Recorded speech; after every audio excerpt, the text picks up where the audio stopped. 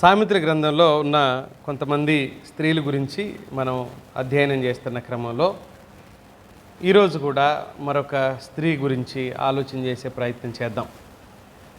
సామెతల గ్రంథం 18వ అధ్యాయంలో 22వ వచనంలో ఈ స్త్రీ మనకు కనబడుతుంది. భార్య దొరికిన వానికి మేలు దొరికెను, అట్టివాడు యెహోవా వలన అనుగ్రహం పొందినవాడు అన్నాడు. భార్య దొరికిన వానికి మేలు దొరికింది. సాధారణంగా ఇలాంటి వచనాలు పెళ్లి సందర్భాల్లో, వివాహం జరిగిస్తున్న సందర్భాల్లో దేవుని సేవకులు మాట్లాడుతూ ఉంటారు. కానీ ఒక స్త్రీగా, ఒక కుటుంబీకురాలుగా, ఒక భార్యగా తన గురించి దేవుడు ఏం మాట్లాడుతున్నాడో ఆలోచన చేసుకోగలిగినప్పుడు, వాటి గురించి అర్థం చేసుకోగలిగినప్పుడు స్త్రీకి దేవుడిచ్చిన ఆధిక్యత, ఆ స్థాయి, స్థితి ఎంతో ఉన్నతమైంది అని అన్నాడు. ఇక్కడే ఆ వాక్యాన్ని మనం మార్చి చదివితే, ఒకవేళ తిప్పి చదివితే, భర్త దొరికిన వానికి మేలు దొరికింది. దేవుడు అలా రాయలేదు. దేవుడు అలాగా వాక్యంలో పెట్టలేదు. బైబిల్ అలా పెట్టలేదు. ఆయన పెట్టింది కేవలం భార్య దొరికిన వానికి మేలు దొరికింది అని అన్నాడు. భార్య అత్యుత్తమమైంది కాకపోయినా కూడా ఆశీర్వాదకరంగా మాత్రం ఉండగలదు. బాగా గుర్తుపెట్టుకోండి ఈ మాట. ఉత్తమమైన భార్య కాకపోవచ్చేమో కానీ ఆశీర్వాదకరమైన భార్యగా ప్రతి స్త్రీ ఉండగలదు, ఉండాలి, ఉండి తీరాలి. అలా ఉండాలి అని దేవుడు తన వాక్యంలో ఆశించాడు. ఇక్కడ ఈ వచనాన్ని ఇంగ్లీష్ ట్రాన్స్లేషన్లో దీన్ని ఎలా అంటాడంటే, భార్యను కనుగొనినవాడు, భార్య దొరికింది కాదు, కనుగొనిన వానికి మేలు కనుగొన్నాడు, మేలును సంపాదించుకోగలిగాడు అని. అంటే ఇక్కడ ఈ మాటని హీబ్రూలో మట్జా అనే పదాన్ని వాడతాడు. MATZA, మట్జా అనే పదాన్ని వాడతారు. దీని అర్థం సాధారణ పరిభాషలో మనం మాట్లాడుకుంటే సాధించడానికి కనుగొనబడింది అని అర్థం. అంటే ఆ పురుషుడు ఏదైనా సాధించాలి అనంటే, ఆ పురుషుడు ఏదైనా సంపాదించగలడు అనంటే, లేదా సంపాదించాలి అనంటే, ఈమె ఉంటేనే అతడు ఆ పని చేయగలడు అని చెప్పడం కోసం ఈ పదం ఉపయోగించబడింది. మళ్ళొకసారి జ్ఞాపకం చేస్తా. ఆమె సాధించడానికి కనుగొనబడింది అతని కోసం. అంటే పురుషుడు ఏదైనా సాధించాలి అనంటే, ఏదైనా చేయాలి అనంటే, ఆమె సహకారం లేకపోతే అతడు ఏమీ చేయలేడు అని చెప్పడం కోసం ఆమె దొరికిన తర్వాతే అతడికి ఏం దొరికిందని చెప్తున్నాడు? మేలు దొరికింది అని చెప్తున్నాడు. అంటే అతడు సాధించడానికి, జీవితంలో దేనినైనా సాధించడానికి, లేకపోతే జీవితమే విజయవంతంగా కొనసాగించుకోవడానికి ఆమె అతడికి కారణమవుతుంది అని చెప్పాడు. ఆమెను బట్టే అతడు తన జీవితాన్ని విజయవంతంగా కొనసాగించుకోగలుగుతాడు అని చెప్పడానికి అక్కడ ఈ పదాన్ని ఉపయోగించాడు. ఇక్కడ ఏ పదాన్ని అయితే ఉపయోగించాడో సేమ్ అదే పదాన్ని 8వ అధ్యాయంలో ఉపయోగిస్తాడు. మట్జా అనే పదాన్ని అక్కడ ఏమంటాడంటే 8వ అధ్యాయం 35వ వచనంలో చూడండి. నన్ను కనుగొనువాడు జీవమును కనుగొనును. ఇక్కడ ఏదైతే భార్యను కనుగొనినవాడు అనే పదాన్ని, ఇక్కడ వాస్తవంగా భార్య దొరికిన వాడికి ఏదో రోడ్డు మీద పోతూ ఉంటే డబ్బులు దొరికినాయి, లేకపోతే బంగారం దొరికింది అన్నట్టుగా ఈ ట్రాన్స్లేషన్ ఉంది. కానీ కనుగొనబడింది, ఆమె ప్రత్యేకించి వెదకి వెదకి వెదకి కనుగొనబడింది, ప్రత్యేకమైన పద్ధతుల్లో కనుగొనబడింది. కనుక అదే పదాన్ని ఇందాక మనం 8వ అధ్యాయంలో చదివినట్టుగా, నన్ను కనుగొనిన వాడు ఏం కనుగొంటాడు? జీవాన్ని కనుగొంటాడు. అలాగే భార్యను కనుగొనిన వాడు ఏం కనుగొంటాడు? మేలును కనుగొంటాడు అని అనటం కోసం అలాంటి ట్రాన్స్లేషన్ వాస్తవంగా ఇక్కడ ఉండాలి. కనుక సాధించడానికి కనుగొనబడింది, ఫైండ్ కనుగొనబడింది. సరే, 31వ అధ్యాయంలో కూడా మనం చదువుతాం. సమాంతరంగా చెప్పబడుతున్న వాక్యం ఇది కూడా 31వ అధ్యాయం సామెతల్లోనే 10వ వచనంలో. ఇక్కడ కూడా దొరుకుట అంటే రోడ్డు మీద ఏం దొరుకుదు, కనుగొనబడటం అక్కడ కూడా వాడవలసింది.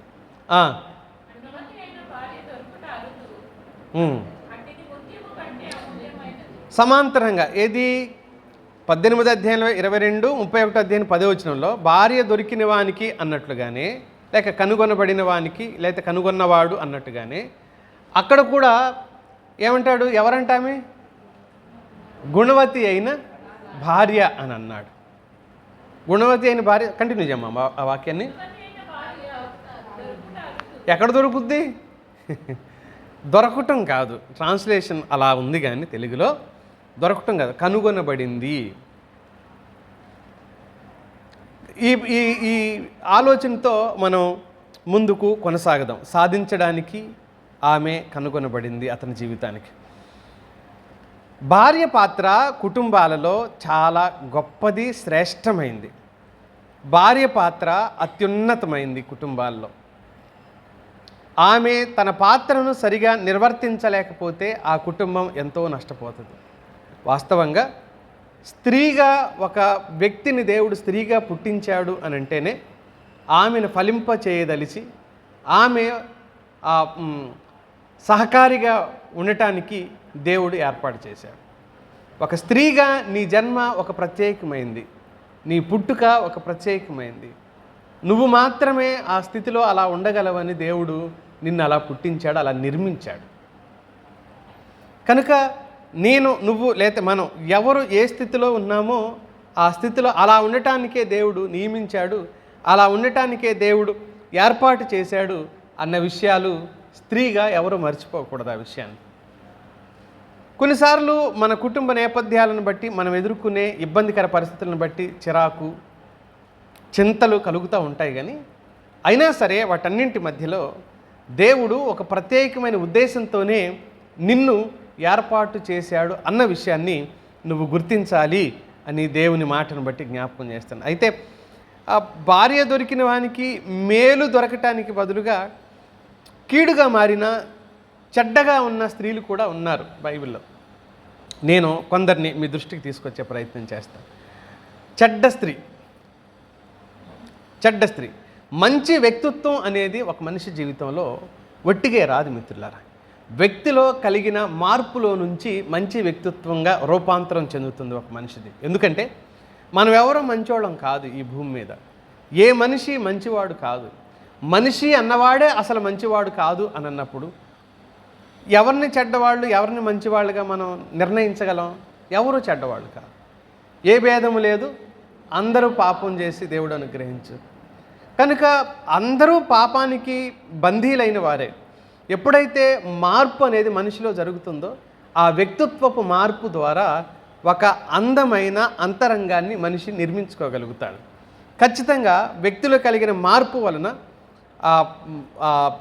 సుగుణం, ఆ గుణం ఇతరులకు ఉపయోగకరంగా మారుతుంది. చూసి నేర్చుకోగలిగే విధంగా, చూసి ఆనందించగలిగే విధంగా సుందరంగా మార్చబడుతుంది. అయితే బైబిల్లో కొంతమంది చెడ్డ స్త్రీల గురించి చెప్పినప్పుడు ఇలా అంటున్నాడు. 7వ అధ్యాయం సామెతల గ్రంథం 11వ వచనంలో ఇలా చెప్పబడుతుంది. 7వ అధ్యాయం 11వ వచనం సామెతల గ్రంథంలో ఉన్నమాట. అది బొబ్బలు పెట్టునది, స్వేచ్ఛగా తిరుగునది, దాని పాదములు దాని ఇంట నిలవవు. ఒక ఆమె గురించి మాట్లాడుతున్నాడు. ఎవరంటే ఆమె ఏం చేస్తుందంట? బొబ్బలంటే వదరబోతు స్త్రీ అని అర్థం. వదరబోతు ఆమె ఎప్పుడు ఏం చేస్తుంటుందంట? అడ్డం పొడు మాట్లాడుతూనే ఉంటుంది, వదులుతానే ఉంటుంది.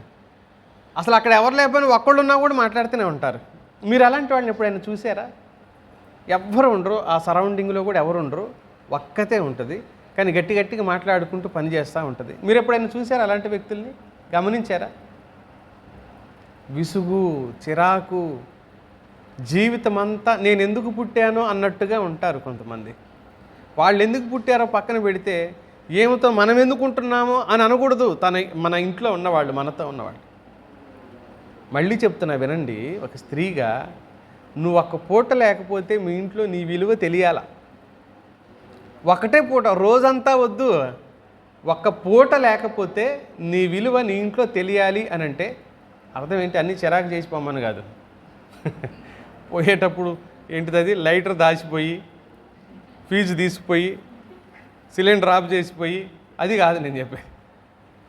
నీ సామర్థ్యం ఆ ఇంట్లో ఎంతగా ఉపయోగపడుతుందో నీ పని వలన ఆ ఇంట్లో వాళ్ళు ఎంత సంతోషపడుతున్నారో, నువ్వు లేకపోతే ఆ పని నీ స్థానంలో చేసేవాళ్ళు ఉండరు కాబట్టి, సహకారం అందించేవాళ్ళు ఉండరు కాబట్టి, నీ విలువ వాళ్ళకి అనుక్షణం గుర్తు రాగలగాలి. మనిషిని మరచిపోలేకుండా ఉండగలగాలి. అలా ఉండగలిగితే నిజంగా ఏమన్నాడు, భార్య దొరికిన వానికి ఆ స్త్రీ ఖచ్చితంగా ఆమె మేలుకరంగాని. ఇక్కడ ఏమంటున్నాడు, ఈమె ఏం చేసిద్దంట, వదరబోతు అంట. ఈ 9వ అధ్యాయం 13లో చూడండి.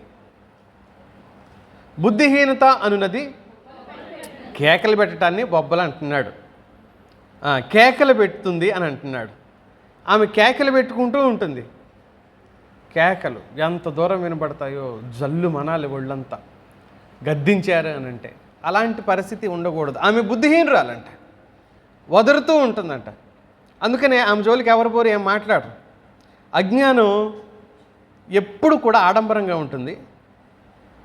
అది ఆకర్షణ కోసం అట్టహాసంగా ఉండటానికి ప్రయత్నం చేస్తుంది. ఏంటది? అజ్ఞానం అనేది ఆడంబరత, అట్టహాసం కోసం ఎదురు చూస్తూ ఉంటుంది. ఆమె వదురుతానే ఉంటుంది. ఎప్పుడు విసుక్కుంటానే ఉంటారు. వాళ్ళు బట్టల దగ్గర ఉన్నప్పుడు ఏదో మాట్లాడుతూనే ఉంటారు. ఏంటి, ఎప్పుడో గుర్తు చేసుకుంటూ వాళ్ళని విసుక్కుంటూ ఉంటారు. కిచెన్లో ఉన్నప్పుడు కూడా అవే ఆలోచన చేసుకుంటూ ఉంటారు. గిన్నెలు కడిగేటప్పుడు కూడా అవే అనుకుంటూ ఉంటారు. పక్కన ఎవరో ఉంటే మాట్లాడతారు చూడండి, సేమ్ అలాగే మాట్లాడుతూ ఉంటారు, వదురుతానే ఉంటారు. వదరబోతు అనే పదాన్ని వాళ్ళ కోసం వాడాడు. రెండో రకమైన స్త్రీ చూడండి, సామెతల గ్రంథంలోనే 21వ అధ్యాయం 9వ వచనంలో చెప్పాడు. 21వ అధ్యాయం.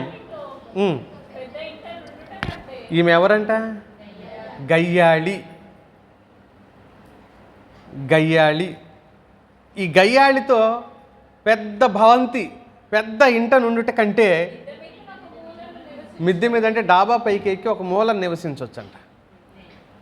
అది మేలు ఇంకా అన్నాడు. ఎందుకంటే ఆ గయ్యాళి నోరు వేసుకొని ఆమె పడిపోతుంది కనుక భరించలేకపోతున్నారు. గయ్యాళితో నివసించేవాడికి సంతృప్తి ఉండదు. ఎందుకంటే కలహం ఆమెతో ఎప్పుడు గందరగోళమే ఉంటుందన్నమాట.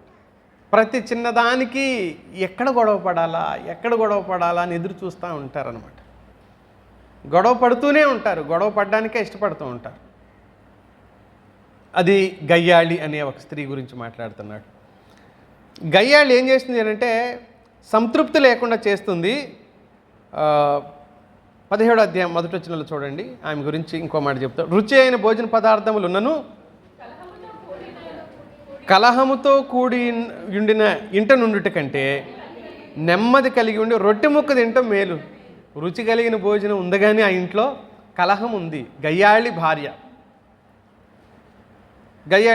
నేను మీ మధ్యలో చెప్పినట్టున్నాను, రాత్రి 10:30-11 గంటల వరకు ఒక ఆయన రోడ్డు మీద కనిపించాడు మార్కెట్లో.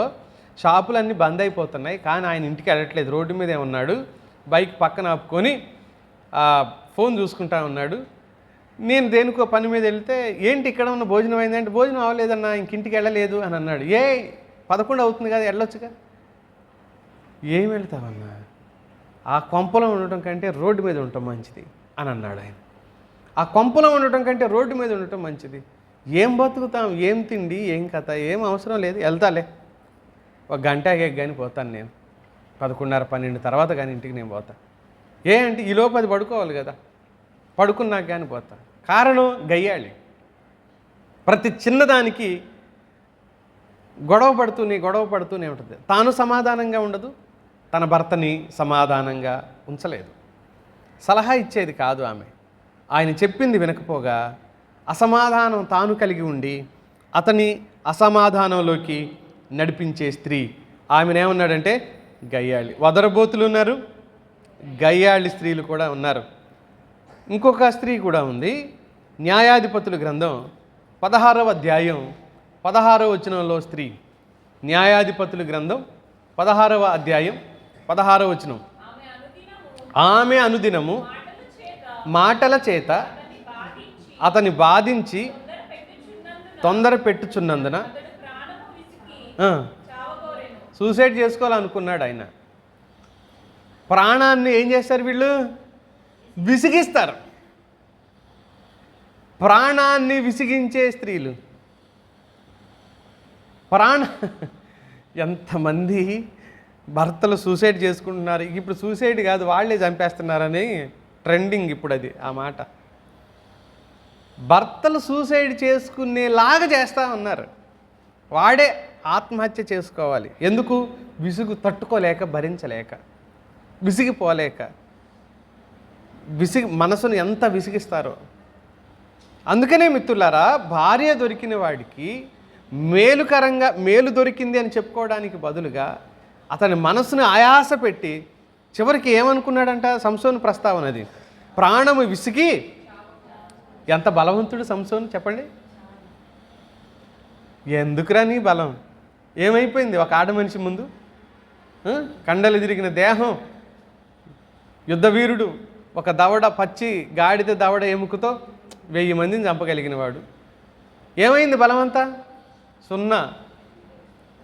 అందుకే కుటుంబంలో ఆడ మనిషి సరిగా లేకపోతే, భార్య, ఆ ఇల్లాలు, ఆ ఇంటి ఆవిడ సరిగా లేకపోతే, ఇంట్లో వాళ్ళే అనుకుంటున్నారు, భర్తే అనుకుంటున్నాడు. ఏమనుకుంటున్నాడు ఆయన? నేను సూసైడ్ చేసుకోవాలనుకుంటున్నాను అంటున్నాడు. ఎందుకంటే విసిగిపోతుంది ప్రాణం. ప్రతి చిన్నదానికి విసిగించేస్తుంది అన్నమాట. విసిగిపోయే స్థితి. రకరకాలైన పద్ధతుల్లో, రకరకాలైన విధానాల్లో విసిగించే వ్యక్తులు. ఎంతమంది గురించి మాట్లాడాము?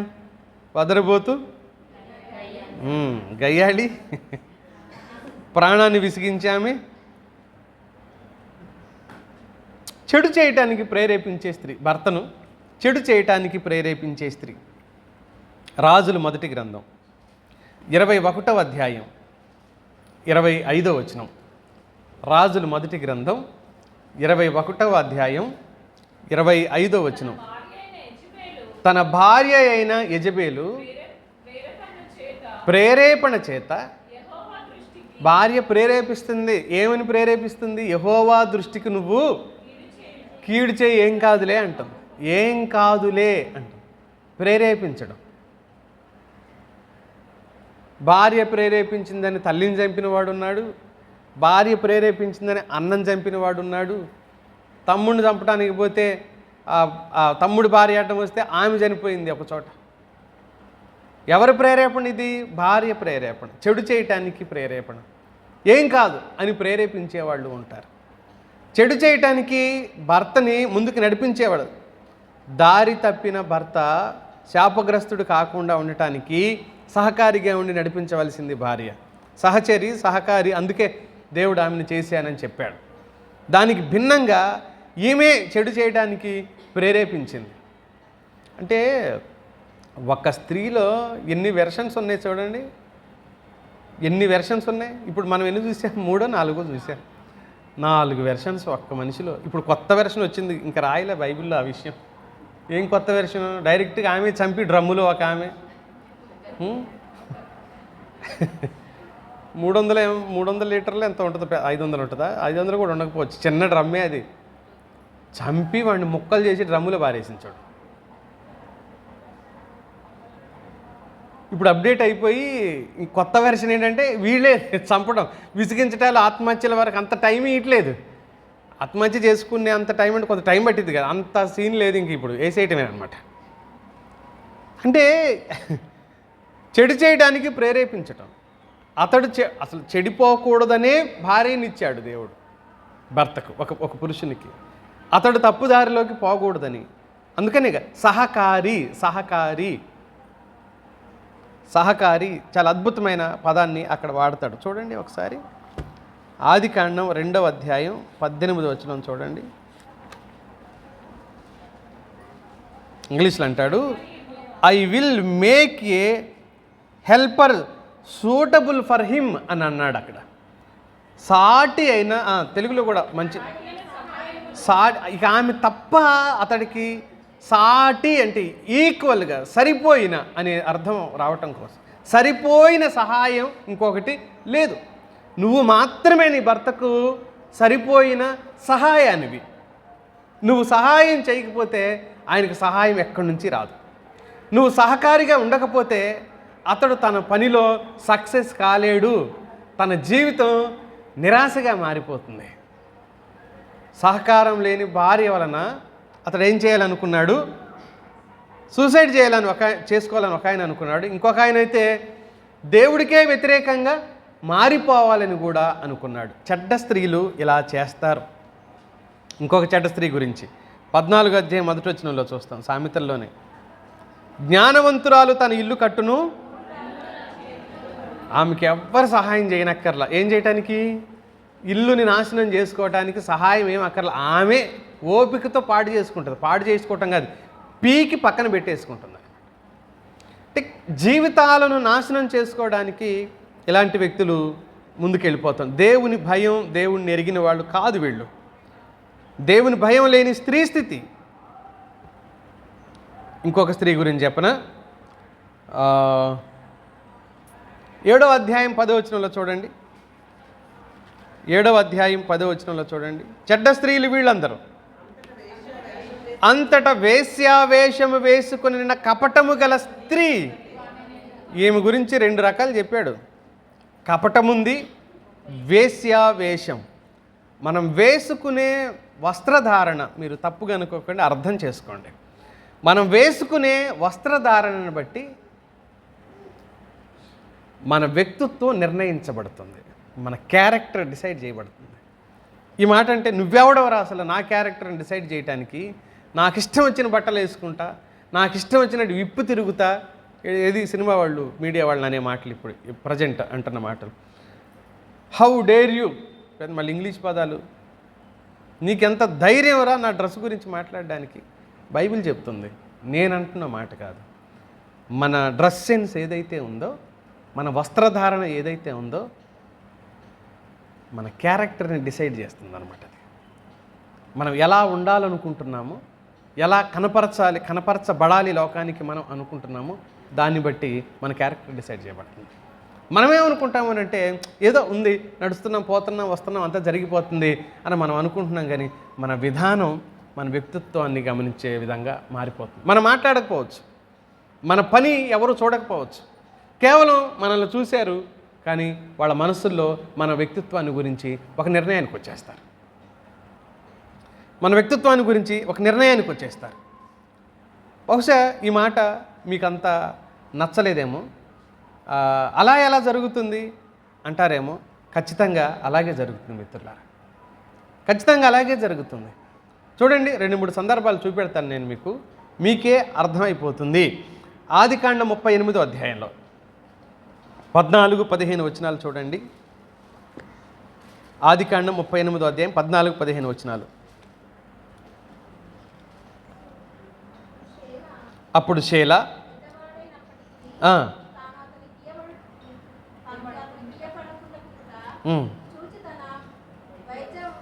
వైధవ్య వస్త్రములను తీసివేసి ముసుగు వేసుకుని శరీరమంతా కప్పుకొని తిమ్నాతునకు పో మార్గములో నుండు ఏనాయిము ద్వారమును కూర్చుండగా యూదా ఆమెను చూచి, ఆమె తన ముఖము కప్పుకొనినందున వేశ్య అనుకొని, అంటే ఆమె డ్రెస్ సెన్స్ చూసి, ఆమె వేసుకున్న వస్త్రధారణను చూచి వేశ్య అనుకున్నాడు. అంటే బట్టలు వేసుకున్న బట్టలను బట్టి, వస్త్రధారణను బట్టి అలా అనుకున్నాడు. తీరా ఎవరామె? కోడలే కదా. అంటే అతడు కూడా గుర్తుపట్టకుండా ఉండటం కోసం వైధవ్య వస్త్రం అంటే భర్త చనిపోయిన ఆమె వేసుకున్న బట్టలు కాకుండా వేరే రకమైన బట్టలు వేసుకుంటే, ఆ బట్టలను బట్టి అతడు ఏమనుకున్నాడంటే ఈమె వేసేనేమో అనే భావన ఆయనకి కలిగింది. ఇప్పుడు చెప్పండి, వస్త్రాలను బట్టి ఎందుకని నిర్ణయించరు? వస్త్రాలను బట్టి నిర్ణయించరు అని ఎలా అనుకుంటాం? మనం వేసుకునే బట్టలను బట్టి నిర్ణయించరు అని ఎలా అనుకుంటాం? ఖచ్చితంగా నిర్ణయించబడతాం. ఖచ్చితంగా మనం నిర్ణయించబడతాము మిత్రులారా. అది గుర్తుపెట్టుకోవాలి, మనం మర్చిపోకూడదు ఆ విషయాన్ని. చాలా సింపుల్గా తీసేయడానికి ఏమీ లేదు. లోకము, సమాజం, సంఘం కూడా మనమేంటి అనేది నిర్ణయిస్తారు, మనమేంటి అనేది అర్థం చేసుకుంటారు వాళ్ళు. అందుకనే చెప్తున్నాడు ఇక్కడ, వేశ్య వేషం వేసుకున్న స్త్రీ అన్నాడు కదా. ఇప్పుడు ఎంతమంది అయ్యారు? 7 అయ్యారా? ఇంకొక ఆమె గురించి చెప్పి మనం అసలు ఆమె గురించి మాట్లాడుకుందాం. ఎవరామె? అసలు ఆమె ఎవరు? మేలుకరమైన ఆమె. మేలుకరమైన ఆమె గురించి ప్రసంగి గ్రంథం 7వ అధ్యాయం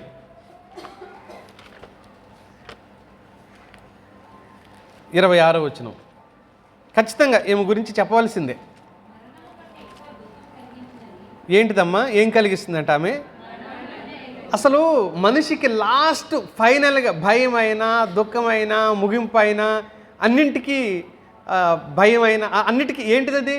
మరణమే కదా. ముగింపు మరణమే కదా, దుఃఖం మరణమే కదా. కానీ ఇక్కడ ఏమంటున్నాడు? మరణము కంటే ఎక్కువ దుఃఖము కలిగించినది నాకు కనబడెను, అది వలల వంటిదై ఉరుల వంటి మనస్సును బంధకముల వంటి చేతులు కలిగిన స్త్రీ.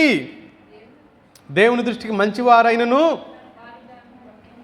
వారు దానిని తప్పించుకుందురు కానీ పాపాత్ములు దాని వలన పట్టబడదురు అని చెప్తూ 28వ వచనం చూడండి. అదేదానికి 1000 మంది పురుషుల్లో నేను ఒకరిని చూచితిని కానీ అంతమంది స్త్రీలలో నేను ఒక్కతిని కూడా చూడలేదు అని అన్నాడు. ఉరుల వంటి మనస్సు కలిగిన స్త్రీ అని చెప్పాడు. ఉరుల వంటి మనస్సు. ఈమె ఒక శాపగ్రస్తమైన స్త్రీ. తాను నాశనం అవుతూ తనతో ఉన్నవారిని, కలిసిన వారిని, తోడున్న వారిని నష్టపరిచే ఒక భయంకరమైన స్త్రీ అని చెప్పాడు. ఒక భయంకరమైన స్త్రీ అని చెప్పాడు. ఇంకా చాలా రకాలైన వ్యక్తులు, స్త్రీల గురించిన ప్రస్తావనలు మనకు బైబిల్లో ఉన్నాయి. ఇలాంటి వారు కూడా ఉన్నారు. మనం ఉంటున్న సమాజంలో ఆఖరికి మనం కలిసి ఆరాధన చేస్తున్న మన మధ్యలో కూడా ఉండొచ్చునేమో, మనకు తెలియదు. నిజమైన మార్పు లేని వ్యక్తులు, నిజమైన మార్పు లేని స్త్రీలు, ఇప్పుడు 8-9 మంది గురించి మాట్లాడుకున్నాం కదా, ఇలా ఉంటారు. ఇలా ఉండే అవకాశం ఉంది. ఇలా ఉండరు అనుకోవడానికి ఏమీ లేదు. ఎంత కఠినంగా, ఎంత దుర్మార్గంగా ఉన్నారో చూడండి. తాము తప్పు మార్గంలో, అక్రమమైన మార్గంలో వెళుతూ ఉంటే పిల్లలు అడ్డుగా ఉన్నారని తానే కనిపించిన పిల్లల్ని చంపిన తల్లులు ఎంతమంది లేరు? ఎంతోమంది. 10 సంవత్సరాల అబ్బాయి, 8 సంవత్సరాలు, 2 అబ్బాయిలు, మరో పాప పెరుగన్నంలో మందు పెట్టి చంపించిన 2 నెలల క్రితం జరిగిన స్టోరీ. తల్లి చెరువులో పడేసి చంపిన తల్లి. 3 సంవత్సరాల పాపని బస్టాండ్లో, రీసెంట్గానే బస్టాండ్లో విడిచిపెట్టి ప్రియుడితో జంపు అంటూ చెప్పబడిన తల్లి. 3 సంవత్సరాల పాప బస్టాండ్లో ఎంత అల్లాడిపోయి ఉంటుందో చూడండి. అమ్మ అమ్మ అని ఇక్కడే కూర్చో అని చెప్పి, అంటే CCTV ఫుటేజ్లు దొరికినాయి తర్వాత పోలీసులకి. చెడ్డ స్త్రీలు అన్నాను అందుకే నేను. ఆమె తన భర్తకు మేలుకరంగా దొరకలేదు. భార్య దొరికిన వానికి మేలు దొరికింది అనే ఆ వ్యక్తి కాదు. ఆ వ్యక్తి సిగ్గు తెచ్చినది ఎముకలకు కుళ్ళు అన్నాడు కదా, అలాంటిది. సరే, మేలు దొరికింది అన్నాడు కదా, ఆమె గురించి ఒక 2 నిమిషాలు మాట్లాడుకుందాం. అతనికి మేలు దొరికింది. ప్రతి భార్యను దేవుడు తన భర్తకు మేలుకరంగా ఉండటానికే ఇచ్చాడు. ప్రతి భార్యను దేవుడు తన భర్తకు మేలుకరంగా ఉండటానికే ఇచ్చాడు. అయితే వారి విధానాల్లో ఉన్న తేడాను బట్టి వారంతట వాళ్ళే కీడుగా మారిపోయారు. వాళ్ళంతట వాళ్ళే తమ భర్తలకు ఎలాగ మారిపోయారంటే కీడుగా మారిపోయారు. ఇప్పుడు సాధారణంగా సరదాగా మాట్లాడినా, కొంతమంది నిజంగా మాట్లాడుతున్నా, పెళ్లి చేసుకున్న దగ్గర నుంచి కష్టాలు వస్తాయి అని పెళ్ళిని ఒక భయంకరమైన బూచిగా చూపించింది ఈ సమాజం. తర్వాత కారణాలు లేకపోలేదు, ఇలాంటివే కదా. కొడతారేమో కానీ భర్తలు 1 సారి 2 సార్లు 10 సార్లు 20 సార్లు కొడతారేమో కానీ ఆ తర్వాత ఎంతసేపు, ఎన్ని రోజులు కంటిన్యూషన్ చేయగలరా? ఉండొచ్చునేమో. ఒకవేళ తాగి ఇబ్బంది పెట్టే వ్యక్తులు కూడా ఉంటారేమో, ఉండొచ్చునేమో. కానీ మార్చుకోగలిగే అవకాశాలు కూడా ఉన్నాయని మనం చాలాసార్లు వాక్యం నుంచి మాట్లాడుకున్నాం. ఇక్కడే మార్చుకోగలిగే అవకాశాలు కూడా ఉన్నాయి. నువ్వు మేలుకరంగా ఆ ఇంట్లో ఉండగలిగితే, నువ్వు మేలుకరంగా అతనితో నీ జీవితాన్ని కొనసాగించుకోగలిగితే. అందుకే ఇందాక మనం చదివిన ఆదికాండం 2:18 ఆమె సాటి అయిన సహాయం అన్నాడు. అతనికి ఇబ్బందులు సమస్యలు తగ్గించడానికి కారణం అవ్వాలి. ఓ ప్రసంగికుడు మాట్లాడుతూ అంటున్నాడు, బహుశా ఆయన విశాఖపట్నంలో ఉంటాడు అనుకుంటాను నేను, చాలా పెద్ద ఆయన. స్త్రీ లేకపోతే జెండుబాం కంపెనీ ఉండేది కాదురా అని. స్త్రీ కనుక పుట్టించబడకపోతే జెండుబాం కంపెనీ ఎందుకు ఉంటుంది, మనకు తలనొప్పి ఎందుకు వచ్చింది అని అంటాడు ఆయన. జెండుబాం కంపెనీయే కాదురా, స్త్రీ వల్ల చాలా పుట్టుకొచ్చినాయి, చాలా తయారైనాయి, వాళ్ళు లేకపోతే ఇంత బిజినెసే జరగదు అంటాడు ఆయన. అవును, వాళ్ళ వల్ల చాలా బిజినెస్ జరుగుతుంది కనుక ఆయన సరదాగన్నా నిజంగాన్నా అలా చేయగలరు అని ముందు మనం మొదటి పాయింట్లో చూసుకున్న వ్యక్తులు. మేలుకరంగా ఉండే వ్యక్తులు కూడా ఉన్నారు. మేలుకరంగా తమ జీవితం ద్వారా ఆ కుటుంబాలలో వెలుగుని నింపిన వాళ్ళు కూడా ఉన్నారు. మనం అంతవరకు ఎందుకు, బైబిల్లో కూడా అలాంటి వ్యక్తుల్ని చూడొచ్చు. బైబిల్లో కూడా అలాంటి వ్యక్తుల్ని మనం గుర్తించవచ్చు. గుణవతి అయిన స్త్రీలుగా, మంచి వ్యక్తిత్వం కలిగిన వారిగా, వారు ఇతరులకు మరి ముఖ్యంగా ఆ ఇంట్లో వారికి ఉపకారంగా మారిన వ్యక్తుల్ని మనం లేఖనాల్లో చూడవచ్చు. వారిని బట్టే ఆ కుటుంబం ఎంతో దీవించబడింది అన్నట్టు మనం చూడవచ్చు. అతనికి ఇబ్బందులు సమస్యలు తగ్గించడానికి, అతని పాపంలో పడకుండా ఉండటానికి వివాహము అలాగే భార్య కోరదగింది అంటున్నాడు దేవుడు. ఎందుకంటే ఆమె సాటి అయిన సహాయం కాబట్టి. మంచి భార్య గల భర్త తాను జీవించే సంవత్సరాలు అధికమవుతాయి అనేది ఒక సామెత. అతడు సంతోషంతో తన జీవితాన్ని ముగిస్తాడు. ఒకసారి ఓ పెద్ద ఆయన చనిపోయాడు. బంధువులు స్నేహితులు అందరూ చాలామంది వచ్చారు. చాలామంది వస్తే ఆ సమాధి కార్యక్రమం జరుగుతున్నారు, బాక్సులో పెట్టారు, తీసుకెళ్తా ఉన్నారు. గేటు వరకు వెళ్ళిన తర్వాత ఆమె ఇంట్లో నుంచి పెద్ద ఆవిడ 60 సంవత్సరాలు దాటిపోయిన 65-70 సంవత్సరాలు పరిగెత్తుకొని వచ్చిందంటే అప్పటి వరకు ఏడుస్తున్నాడు గేటు వరకు. అయ్యా ఆగండి ఆగండి అని పరిగెత్తుకొని వచ్చింది. ఏంటి అని అంటే, అయ్యా పెట్టే పైన అలా గేటు దగ్గర ఆర్చ్ లాగా ఉందంట, పెట్టి జాగ్రత్తగా తీసుకెళ్ళండి అయ్యా, దానికి తగులుతుందేమో, ఆయన లోపల ఉన్నాడు కదా, పెట్టే దానికి తగులుతుందేమో జాగ్రత్త అని. ఏమ్మా జాగ్రత్త ఏముంది, తీసుకెళ్తున్నాం కదా అంటే, అంతకుముందు ఒకసారి ఆయన అలాగే కోమలోకి వెళ్ళిపోతే తీసుకెళ్తుంటే దానికి తగిలి పెట్టి కింద పడి బ్రతికాడంట ఆయన. మళ్ళీ ఒకవేళ తగిలితే, మీకు అర్థమైంది కదా, మళ్ళీ ఒకవేళ తగిలితే అందుకే జాగ్రత్తగా తీసుకెళ్ళండి అయ్యా అన్నదంట. అంటే అర్థం ఏంటి,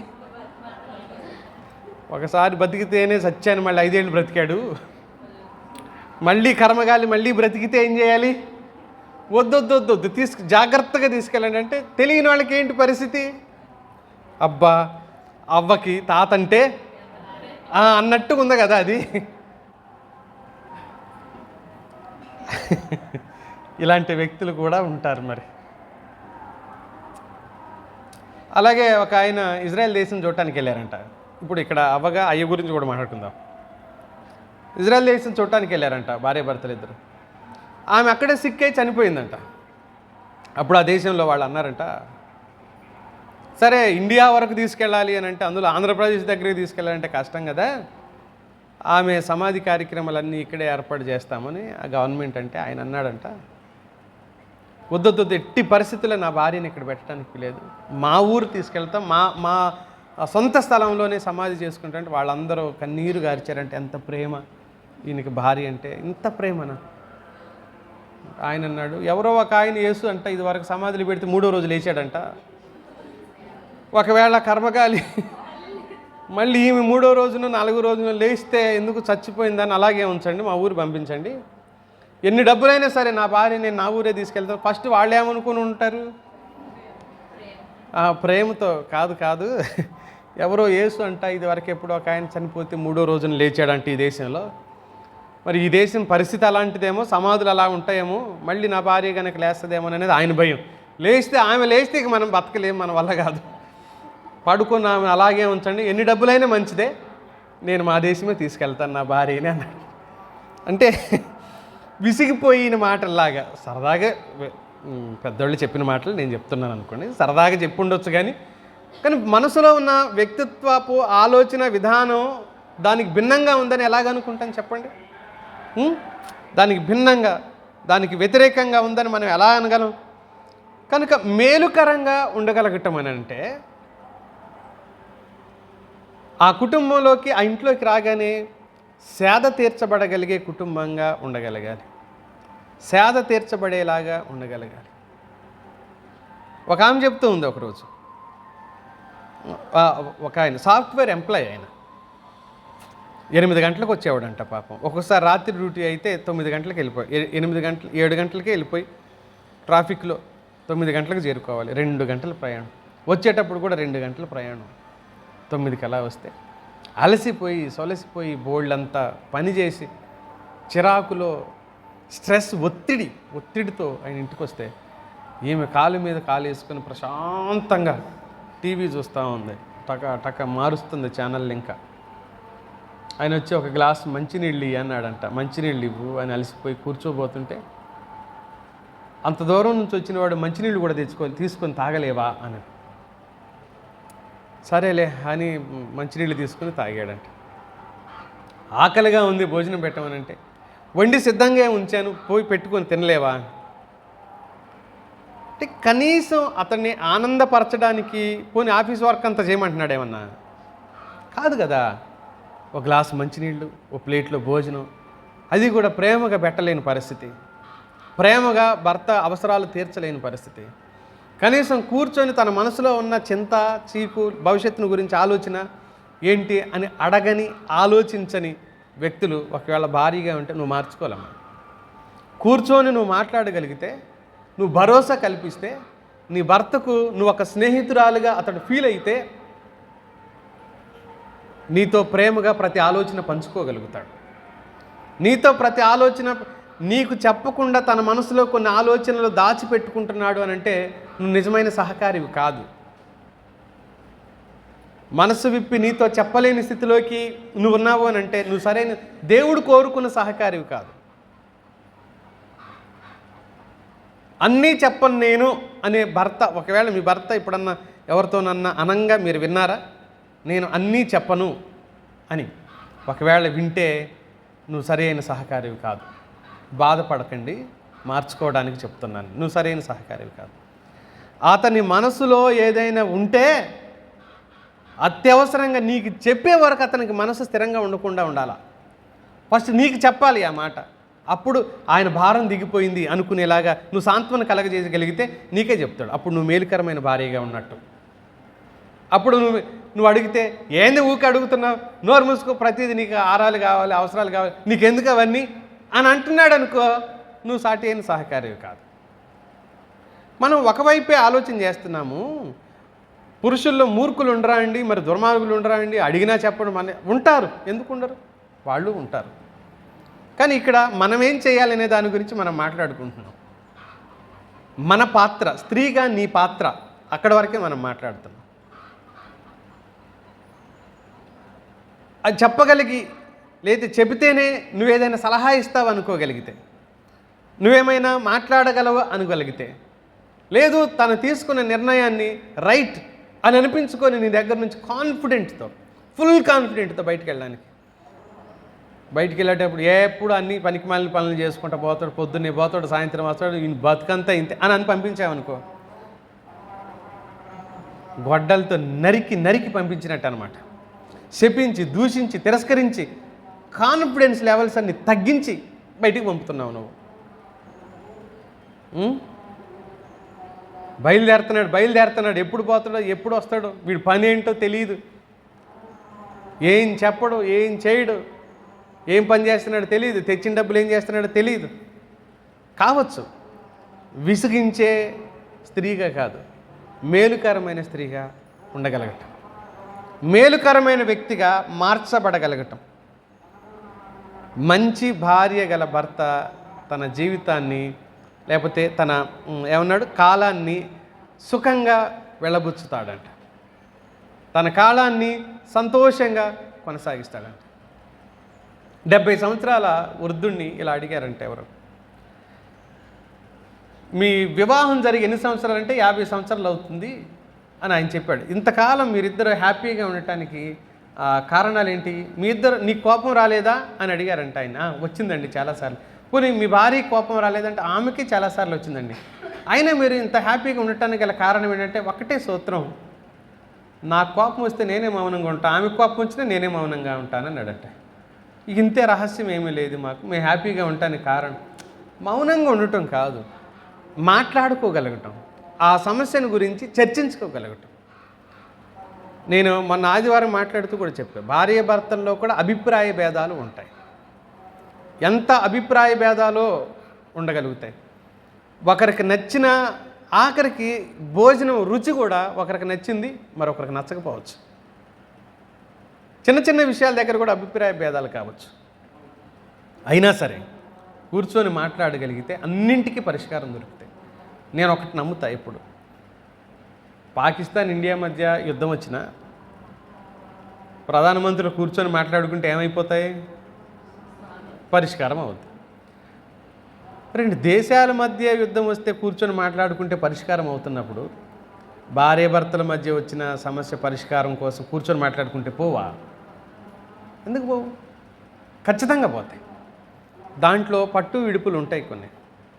దేన్ని పట్టుకోవాలో దాన్నే పట్టుకోవాలి, దేన్ని విడిచిపెట్టాలో దాన్ని ఖచ్చితంగా నష్టమైన విడిచిపెట్టాలి. అలా కాకుండా నేను పట్టుకున్నాను, ఒక ఆమె భర్తతో గొడవ పెట్టుకుని నేను మా పుట్టింటికి పోతాను, నేను హైదరాబాదులో దాదాపు 20 కిలోమీటర్ల దూరం, గంట ప్రయాణం అయింది. అక్కడ ఇంట్లో వేసుకున్న నైటీతోనే జంపు పోతే అడ్డం పడి MGBSలో పోయి కూర్చుంది ఆమె. మరి డబ్బులు లేవు, ఏ రకంగా పోయిందో తెలియదు, పోయి అక్కడ కూర్చుంది. ఈయన వాళ్ళని అడిగి వీళ్ళని అడిగి, పోనీ నేను పోతే నాతో గొడవ పడిద్ది, గొడవ పడితే పడింది, బట్టలు గట్ట చింపే గుణం ఉందంట ఆమెకి. అంటే కొడితే కొట్టిందంటారని ఆమె చింపిద్దంట, గీరిద్దంట, గోరులతో రక్కిద్దంట వీపంతా అని. ఆయన ఏం చేశాడంటే, ఆమె గీరుతుందండి, రక్కుతుంది, కొంచెం మీరు వస్తారా వెంట ఆమెను తీసుకొద్దామని అంటే, ఇప్పుడు మామూలుగా తీసుకెళ్తే వస్తారు కానీ గీరిద్ది రక్కిద్ది అంటే మరి ఈయన గీరిద్దని వీడికి భయం ఏదా? పక్కన తీసుకెళ్ళిన వాడికి ఆయన అన్నాడంట, అయ్యా నిన్నే గీరిద్దే పక్కన వాళ్ళ కూడా గీరిద్దే అంటే, ఏమోనండి పోయాక కదా తెలిసేది అన్నాడంట. పోయారు మొత్తానికి ఆమెను తీసుకురావటానికి. MGBSలో కూర్చొని ఉందామె. ఈయన చూడగానే వచ్చావా అని పరిగెత్తుకొచ్చి చింపిందంట అంగి, ఫస్ట్ షర్ట్ చింపేసి. ఇంతసేపా నువ్వు రావటానికి, పోవాలని చూస్తున్నావా అని. పోవటం ఏ పక్కన ఆయన అనుకుంటున్నాడు, ఓహో అంతేం లేదు, ఆయనే హగ్ చేసుకుంటుందేమో, కౌగిలించుకుంటుందేమో వచ్చి భార్య అనుకుంటే, హగ్ లేదు పాడలేదు, చింపితే షర్ట్ పై నుంచి కిందకి జరిగింది. ఆయన అన్నాడంట, ఇందుకే నిన్ను రమ్మన్నాను. ఇక ఆయన దూరంగా నిలబడ్డాడు అనమాట వచ్చి. మరి నా షర్ట్ చింపితే పరువు పోతుంది కదా. మేల ఆమె కీడు, ఆమె కీడుకరమైన భార్య, ఆమె కీడు కలిగించే భార్య. మేలు ఇంకా ఏ రకంగా ఉంటుందంటే, వచ్చిన అతిథులను ఆదరించే పద్ధతి. తన స్నేహితులు కావచ్చు, బంధువులు కావచ్చు, ఎవరొచ్చినా వారిని ఆదరించే పద్ధతి, వారిని ఆదరించే గుణం కలిగింది. ఆమె గుణవతి అయిన భార్య. తన ఇంటిని కట్టుకుంటుంది ఆవిడ. అంతేకాదు, ఆమె అతనికి మేలుకరంగా మార్చబడుతుంది. ఆమె మేలుకరమైన భార్యగా ఆమె ఎంచబడుతుంది. ఓ వ్యక్తి ఈ మధ్య అంటే ఒక 4-5 మంత్స్ అవుతుంది అనుకుంటా బహుశా, సూసైడ్ చేసుకుంటూ లెటర్ రాశాడు. ఇద్దరు భార్యాభర్తలు సాఫ్ట్వేర్ ఎంప్లాయీస్. ఆమె అతన్ని విడిచిపెట్టి కోర్టులో కేసు వేసింది. ఆయన ఇక్కడ హైదరాబాద్ నుంచి గుజరాత్ కోర్టుకి వెళ్ళాల్సి వస్తుంది. వారానికి ఒకసారి గుజరాత్ కోర్టుకి వెళ్ళాలి, వారానికి ఒకసారి. ఈయన కోర్టుకు తిరుగుతూ కేసు అయ్యే వరకు మెయింటెనెన్స్ ఖర్చు ఈయనే ఆమెకి ఇవ్వాలి. ఎంత? 1,00,000 నెలకి ఇవ్వాలి. ఈయన ప్రతి వారం వెళ్ళి రావటానికే ఆయనకి 20,000 అవుతున్నప్పుడు 4 వారాలకి ఎంత అవుతుంది? మళ్ళీ ₹1,00,000 అవుతుంది. అతనికి ఎంత ఇబ్బంది అవుతుంది? అయినా చివరికి ఆయన లెటర్ రాసి చనిపోయాడు. ఇలాంటి భార్య ఎవరికి దొరకకూడదు, ఇలాంటి భార్య ఎవరికి దొరకకూడదు. కీడుకరంగా మారిన భార్యలు, కీడుకరంగా మారిన వ్యక్తులు, చాలా కుటుంబాలు వారికి వారే తమ జీవితాలని నాశనం చేసుకుంటున్న వ్యక్తులు. వారిని బట్టి పిల్లలు దీవించబడరు, వారిని బట్టి పిల్లలు ఆధ్యాత్మికంగా ఎదగలేరు. ఎప్పుడైతే మేలుకరమైన భార్య తన పిల్లలను కూడా దీవెనకరమైన వ్యక్తులుగా మార్చగలుగుతుంది. 31వ అధ్యాయం సామెతల గ్రంథం 28వ వచనం. ఆమె కుమారులు లేచి ఆమెను ధన్యురాలు అంటారంట. పిల్లలే అంటారంట. పిల్లలు ఏమని చెప్తున్నారు? నువ్వు ధన్యురాలు మమ్మీ అంటారు. మా అమ్మ ఉంది అని అనరు. నీకేం తెలియదు, నీకు తెలివి తక్కువ దానివి ఇలాగనరు. నువ్వేమంటారు?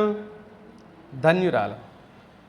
తర్వాత అంటాడు, ఆమె పెనిమిటి ఆమె యందు నమ్మిక ఉంచును. ఆమె పెనిమిటి ఆమెను ఏం చేస్తాడు? పొగుడుతుడు. 29వ వచనం చివరిలో ఆమె యందు నమ్మిక ఉంచును. ఎక్కడ ఆ మాట?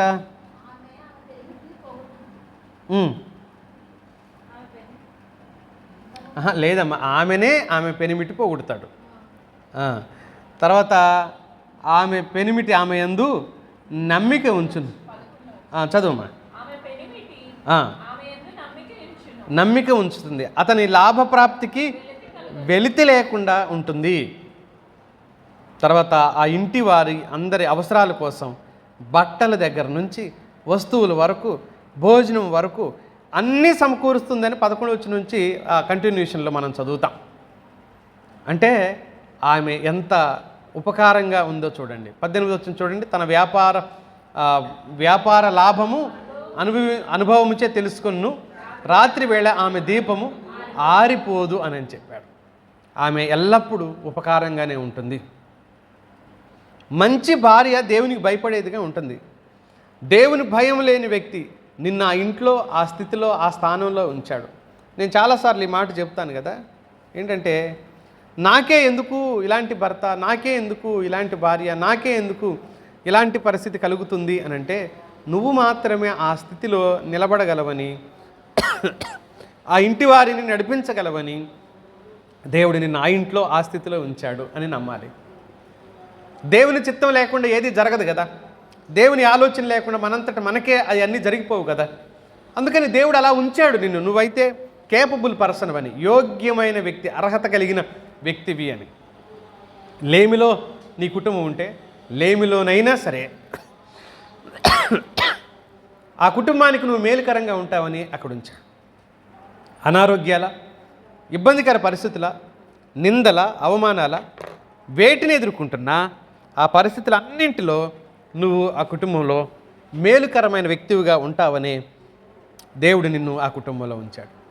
ఇది నమ్మగలిగితే నమ్మకంగా ప్రభువులో మరింతగా ముందుకు కొనసాగలుగుతాం. అందుకే అంటాడు, ఆ యోగ్యత గురించి మాట్లాడుతూ 12వ అధ్యాయం సామెతల గ్రంథంలో 4వ వచనంలో అన్నాడు, యోగ్యురాలు పెనిమిటికి కిరీటం అని అన్నాడు. ఆ తర్వాత 19వ అధ్యాయం సామెతల గ్రంథం 4వ వచనంలో అన్నాడు, సుబుద్ధి గల భార్య యెహోవా యొక్క దానము అని అన్నాడు. 19వ అధ్యాయం 4వ వచనంలో సుబుద్ధి గల భార్య యెహోవా యొక్క దానము అని అంటాడు. 12వ అధ్యాయం 2వ వచనంలో ఇంకో మరో మాట చదవండి. ఈ మాట, సత్పురుషునికి యెహోవా కటాక్షం చూపును. యెహోవా కటాక్షం ఏంటి? మనం చదువుకున్న మేలుకరమైన భార్య దొరకటం, మేలుకరమైన భార్య దొరకటం. అతన్ని దీవించాడు అంటే మొట్టమొదటి 10వ అధ్యాయంలో 18వ అధ్యాయంలో సామెతల్లో జ్ఞానం గురించి మాట్లాడతాడు. చాలా విషయాలు. జ్ఞానము కోరదగింది అని అన్నాడు, జ్ఞానం కావాలి, జ్ఞానాన్ని కోరాలి అని చెప్పాడు. మరొకటి మేలుకరమైంది దేవుడి దగ్గర నుంచి అడగాలి అని చెప్పింది ఏంటంటే భార్యనే. దేవుడు ప్రేమించే ఒక వ్యక్తిని మేలుకరంగా ఇచ్చేది భార్యనే. మూడో మాట, ఆమె అతనికి ఆశీర్వాదకరంగా ఉంటుంది. ఆమె అతనికి ఆశీర్వాదకరంగా ఉంటుంది. ఎందుకు అనంటే ఆమెతోనే అతనికి ఆనందం ఉంది కనుక, ఆమెతోనే అతనికి సంతోషం ఉంది కనుక. 5వ అధ్యాయం 18 వచ్చిన అన్నాడు, నీ యవన కాలపు భార్య యందు సంతోషించు. నీ భార్యతో నువ్వు సంతోషించగలవు. సంతోషించగలిగే స్థితి భార్య వలన భర్తకు కలుగుతుంది. ఇదే మాట ప్రసంగి గ్రంథంలో 9వ అధ్యాయం 9వ వచనంలో అన్న మాట చూస్తారా? నేను త్వరగా, మనకు సమయం బాగైంది కనుక. దేవుడు నీకు దయచేసిన వ్యర్థమైన నీ ఆయుష్కాలం అంతయు నీవు ప్రేమించు నీ భార్యతో సుఖించుము అని అన్నాడు. దేవుడు దయచేసిన ఈ ఆయుష్కాలం అంతట్లో కూడా కంటిన్యూ చేయమ్మా, నీ వ్యర్థమైన ఆయుష్కాలం అంతయు సుఖించుము. నీ బ్రతుకునందు నీవు కష్టపడి చేసుకున్న దాని అంతటికి ఇదే నీకు కలుగు భాగము. ఇదే నీకు ముఖ్యమైన భాగము, శ్రేష్టమైన భాగం ఏంటి అని అంటే నీ భార్యతో నువ్వు ఆనందించగలగటం. కనీసం మాట మాట్లాడుకోలేని వ్యక్తి మాట్లాడుకుని ఓ వ్యక్తి ఇలా అన్నాడు, బ్రదర్ ఏంటండి సిస్టర్ చర్చికి రాలేదు అని అంటే ఏమో అని అన్నాడు ఆయన. ఏమో ఏంటండి, ఇంట్లో నుంచి రాలేదు, ఇంట్లో నుంచి వచ్చాను. అదేంటి అంటే ఏం లేదు నీకు చెప్పకూడదు కానీ అన్నాడు. ఏంటి చెప్పు, ఏం కాదు లేనంటే 3 నెలలు అయింది మేము మాట్లాడుకో అన్నాడు. ఇద్దరు విశ్వాసులే, ఒక ఇంట్లోనే ఉండేవాళ్ళే, భార్యాభర్తలే, ముసలోళ్ళు ఏం కాదు. మళ్ళీ 3 నెలలు అయిందండి మేము మాట్లాడుకోక. అందుకని ఆమె ఏం చేసినా నాకేం తెలియదు, పిల్లలకి ఇచ్చి పంపించిద్ది భోజనం, నేను తినేసి చెప్పాను వదిలేస్తా. ఏదన్నా అవసరమైతే పిల్లలతో చెప్పి పంపించిద్ది, నేను కూడా పిల్లలతో చెప్పి పంపిస్తాను.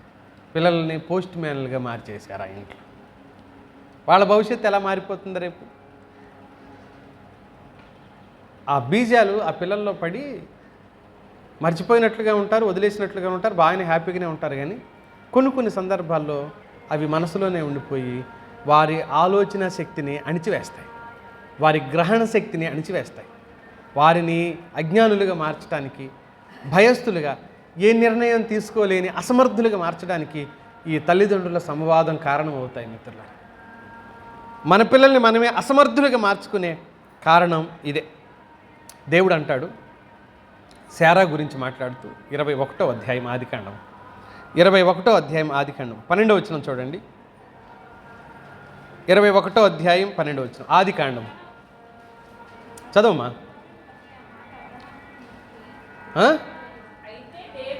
అయితే దేవుడు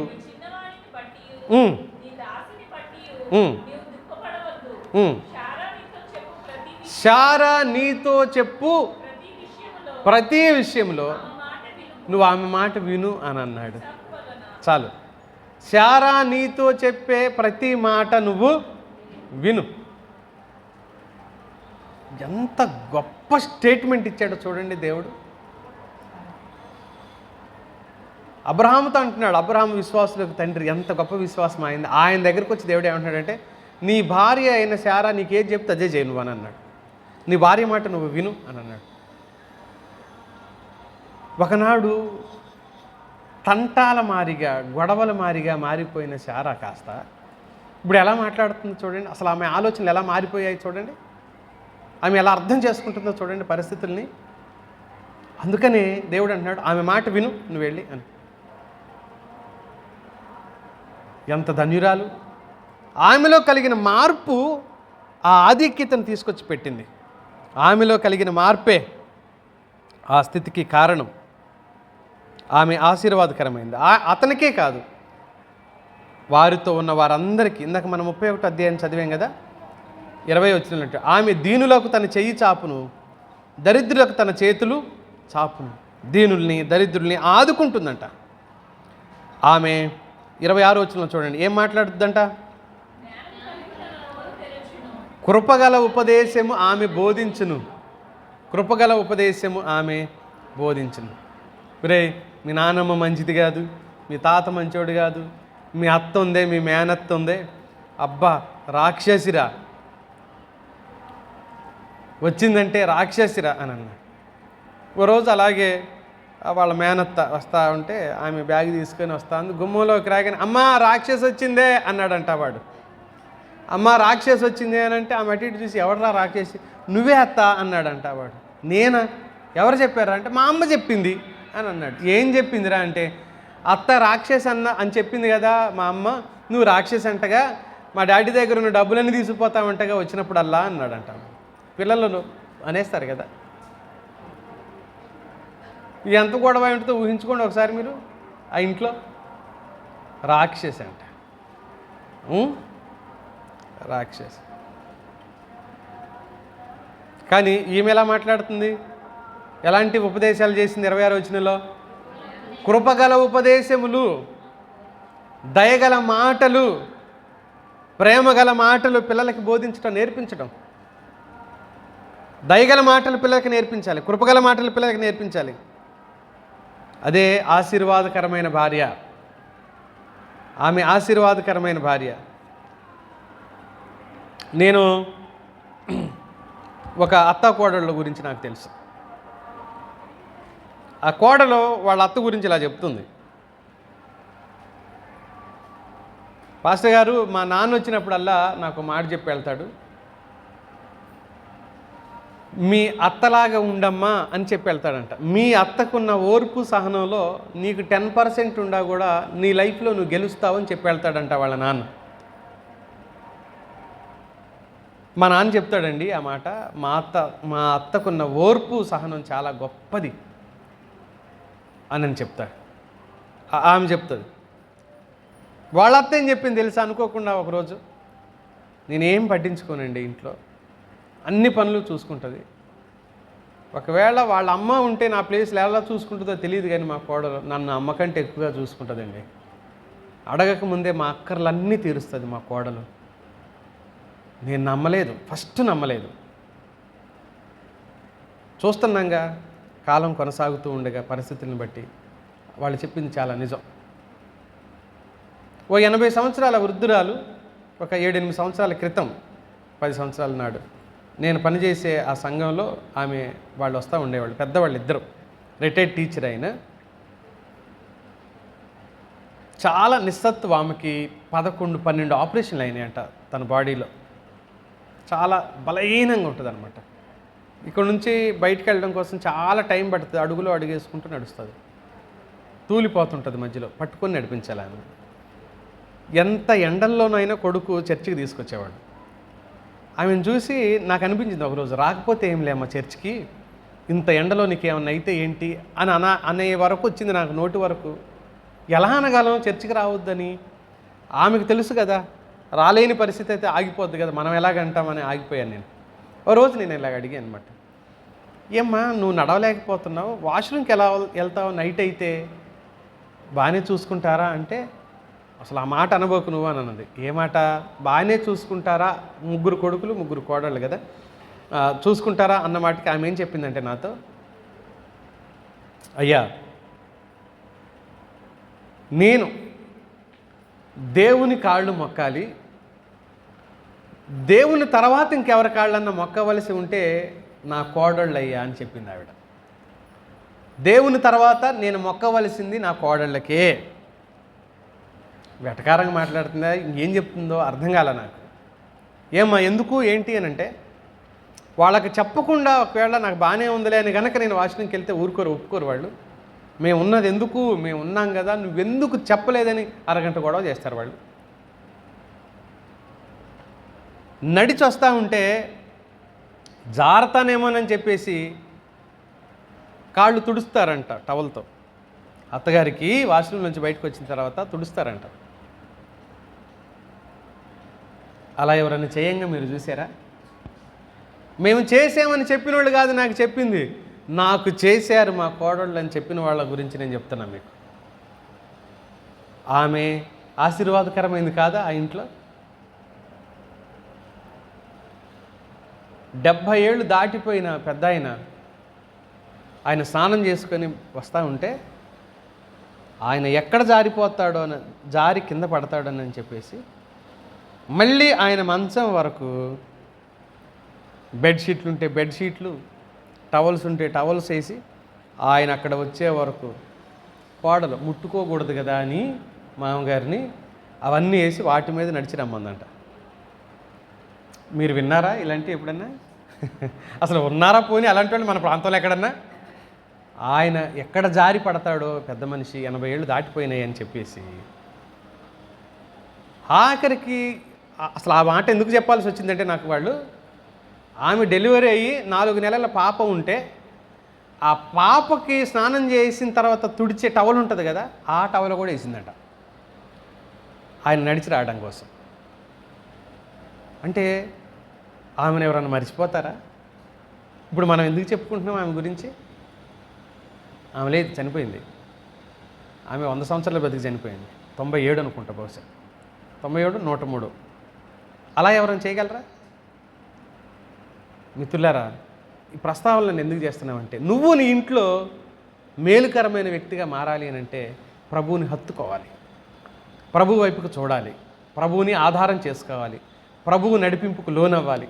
అప్పుడు మాత్రమే నువ్వు భార్య దొరికిన వానికి మేలు, నీ భర్తకు నువ్వు మేలుకరంగా మార్చబడగలుగుతావు. దేవుడు అలాంటి గొప్ప కృప మీ అందరికీ దయచేయనుగాక. ప్రార్థన చేసుకుందాం తలలో ఉంచి.